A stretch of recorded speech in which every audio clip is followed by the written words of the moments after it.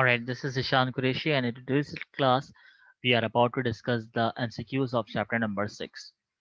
The first statement is energy required to initiate any chemical reaction. किसी chemical reaction की को start करने के लिए जो एनर्जी चाहिए वो क्या कहलाती है? Threshold energy? No. Activation energy? Yes. Activation energy वो एनर्जी है जो किसी रिएक्शन को स्टार्ट करने के लिए इस्तेमाल होती है. Enzymes are specific. एंजाइम क्या स्पेसिफिक होते हैं? Enzymes are concentration of substrate? No. Concentration of substrate बढ़ेगी तो एंजाइम्स की एक्टिविटी भी बढ़ेगी. पीएच स्पेसिफिक बिल्कुल होते हैं, क्योंकि अगर इसकी पीएच में चेंजेस आ जाए तो एंजाइम्स अपना फंक्शन परफॉर्म नहीं कर सकते. ज्यादा या कम प्रेशर, ठीक है, कम टेम्परेचर, ज्यादा प्रेशर भी एंजाइम्स की स्पेसिफिक एक्टिविटी को मुतासर करता है.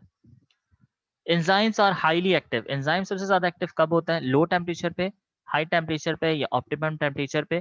तो बिल्कुल करेक्ट आंसर जो है वो ऑप्टिमम टेम्परेचर है. कि ऑप्टिमम टेम्परेचर यानी कि नॉर्मल बॉडी टेम्परेचर के ऊपर जो है वो एंजाइम्स की एक्टिविटी हाई होती है. अगर टेम्परेचर कम हो जाए या ज्यादा हो जाए तो इसकी दोनों की वजह से एंजाइम्स जो है वो मुतासर होते हैं. Enzymes get inactive. Enzymes inactive हो जाता है कब? जब हाई टेम्परेचर हो. वेरिएशन इन पीएच, बिल्कुल सही है, हाई टेम्परेचर पे एंजाइम्स इनएक्टिव हो सकता है. पीएच के अंदर वेरिएशन हो, बिल्कुल सही बात है. रेडिएशंस भी इसको मुतासर करती हैं. So the correct answer is all of the above. ESC क्या है? Enzyme substance complex? नहीं, हमें एंजाइम पता है, एस सबस्ट्रेट होता है. सो एंजाइम सबस्ट्रेट कॉम्प्लेक्स जो है वो is the correct answer.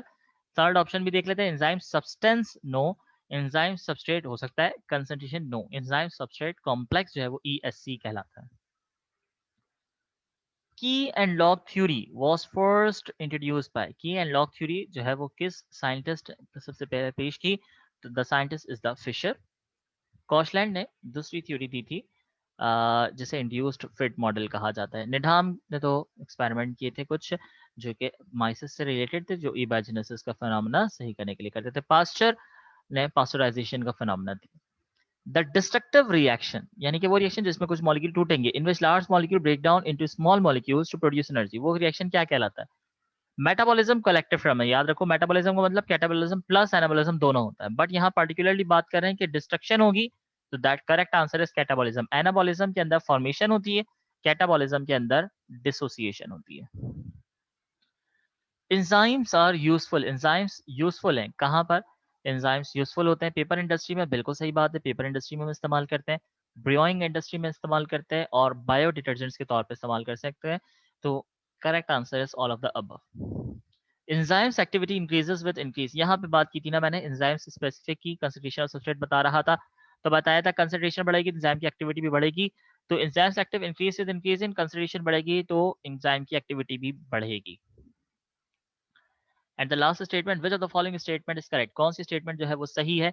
All enzymes require cofactor? नहीं भाई, तमाम एंजाइम्स को कोफैक्टर नहीं चाहिए होता, सिर्फ कुछ एंजाइम्स ऐसे हैं जिन्हें कोफैक्टर की जरूरत पड़ती है. No enzyme require cofactor? नहीं, ऐसा भी नहीं है. अ फ्यू एंजाइम, बहुत कम फ्यू एंजाइम्स को भी नहीं चाहिए होता, सम एंजाइम, कुछ एंजाइम्स को चाहिए होता. So wish you all the best of luck.